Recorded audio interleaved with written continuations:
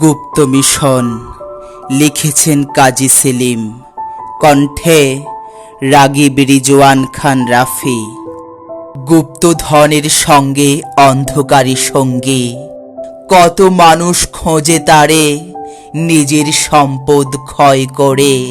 গুপ্তধন গুপ্তই থাকে নিজের স্থানে, কেউ কেউ চলে আবার উল্টো পথ ধরে। রাষ্ট্রীয় সম্পদ দুর্নীতি করে, সেই সম্পদকে রাখে গুপ্ত, নিজস্ব সম্পদ মনে করে।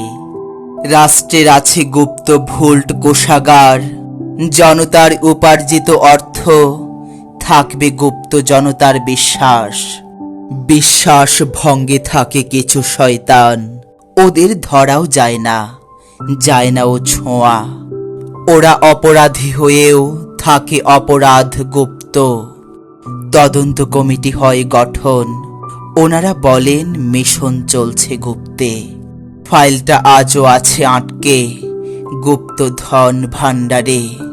অন্ধকার চলছে সর্বত্র, যারা খেয়েছে তো খেয়েছেই, বাকি যা আছে খাবো মোরা গুপ্তে। বিশ্বাস ভাঙ্গে রাষ্ট্র দায়ী নয় কি? অপরাধীর অপরাধ আছে যত। আইনের ফাঁকি আইনের দোহাইয়ে রাখে অপরাধ গুপ্ত মিশন বলে। আস্থা অনাস্থায় নেই বিশ্বাসের তোয়াক্কা। হত্যা, গুপ্ত হত্যা, অত্যাচার, নির্যাতন, দুর্নীতি সবই আড়াল হয়ে যায় গুপ্ত মিশন তলায়।